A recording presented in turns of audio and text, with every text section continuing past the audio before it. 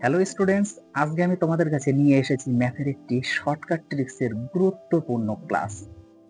অনেক ধরনের কম্পিটিটিভ এক্সামে কিন্তু তোমরা এই টাইপের কোশ্চেন দেখতে পাবে। তো এই টাইপের কোশ্চেন যদি তোমাদের এক্সামে দিয়ে থাকে তাহলে শর্ট সময় এবং শর্ট ট্রিক্সের মধ্যে কিভাবে পড়তে হয় আজকে একটু তোমরা ট্রিক্সটা জেনে নাও।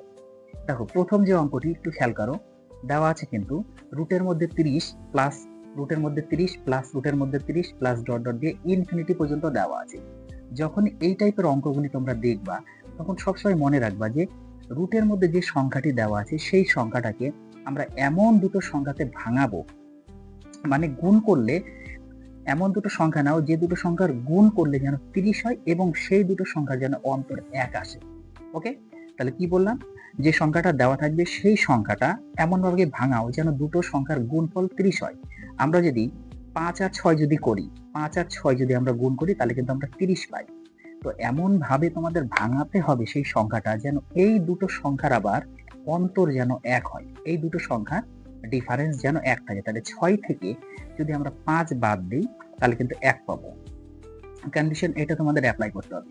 ভিতরে যে সংখ্যাটি দেওয়া থাকবে সেই সংখ্যাটা এমন দুটো সংখ্যাতে ভাঙাবে যেন তাদের গুণফল 30 হয়, মানে সেই সংখ্যাটাই হয়, এবং এই দুটো সংখ্যার অন্তর যেন 1 হয়। যখনই তোমরা এটা ভাঙিয়ে ফেলবে তখন তোমাদের অ্যান্সার হয়ে যাবে। দেখো, অন্তর 1 এসেছে।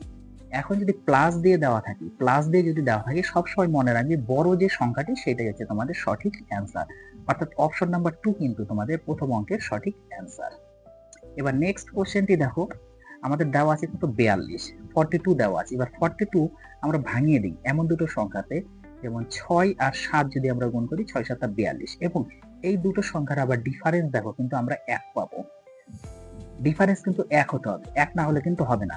তাহলে 7 থেকে 6 চলে গেলে 1, তাহলে আমরা পেয়ে গেছি। এবার আছে আমাদের যে মাইনাস দিয়ে দেওয়া থাকলে কি হবে, ছোট যে সংখ্যাটি সেই সংখ্যাটি হচ্ছে তোমাদের অ্যান্সার হবে। অর্থাৎ অপশন নাম্বার 1 কিন্তু তোমাদের 2 নম্বর অঙ্কের কারেক্ট অ্যান্সার।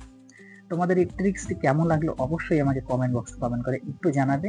আর যদি ক্লাসটি ভালো লেগে থাকে তাহলে যারা এখনো পর্যন্ত চ্যানেলটিকে সাবস্ক্রাইব করেনি তারা অবশ্যই চ্যানেলটিকে সাবস্ক্রাইব করতে ভুলবে না।